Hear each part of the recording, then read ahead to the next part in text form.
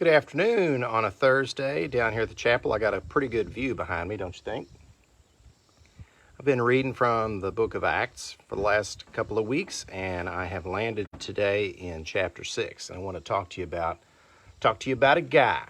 And this is a guy that I'm going to introduce today in a little bit of chapter 6, and then going to tell more of his story from the pulpit, chapter 7 on Sunday. So join me here. I'm going to be in chapter 6, starting at verse 5 and reading up to the end of the chapter.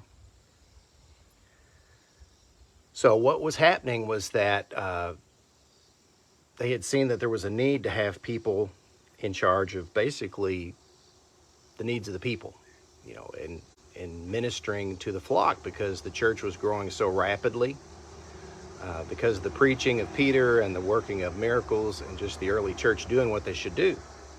So starting in verse 5, it says, "And the saying pleased the whole multitude, and they chose Stephen, a man full of faith and the Holy Spirit, and Philip, Prochorus, Nicanor, Timon, Parmenas, and Nicholas, a proselyte from Antioch, whom they set before the apostles. And when they had prayed, they laid hands on them.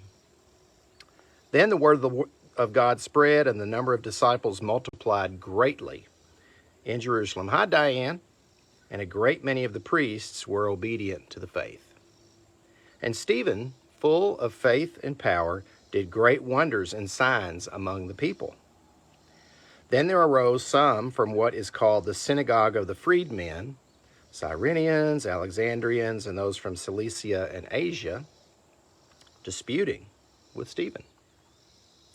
And they were not able to resist the wisdom and the spirit by which he spoke. Then they secretly induced men to say, 'We have heard him speak blasphemous words against Moses and God.' And they stirred up the people, the elders and the scribes.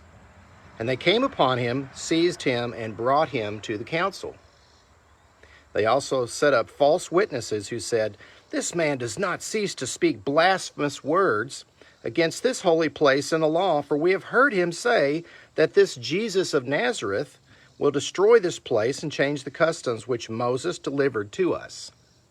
And all who sat in the council, looking steadfastly at him, saw his face as the face of an angel." And do you remember where the story goes from there? I won't give away spoilers, but I will tell you that it doesn't go well. What happens in chapter 7, like I said, I'll read some of it on Sunday morning, not the whole chapter because it's a long one, and what it includes is an address that Stephen gives about basically the history of the church, the history of the faith, all the way from the beginning up to then.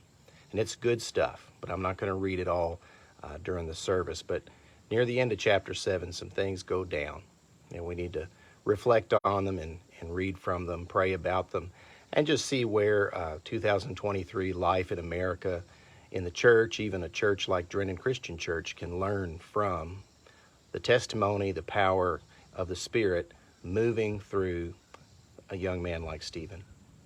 Join us right there at this chapel. You see it? It says on there, established 1862. It might have been built before that. We have a grave back at the corner that really right behind me, straight back from 1858. So I don't know about that 1862 date, but we're still alive. We're still kicking, still open. We'd love to have you here. Come be part of it Sunday morning, and just be part of a church family that's going to love on each other and seek the Lord first and foremost. That's not for everybody. We know that for sure. But if you're wanting to be in this book and be taught from this book and be amongst people that believe that that book is the only way, this may be the church for you. Come be with us Sunday morning at 11. We'll hear more from Acts chapter 7 about the story of Stephen. See you then.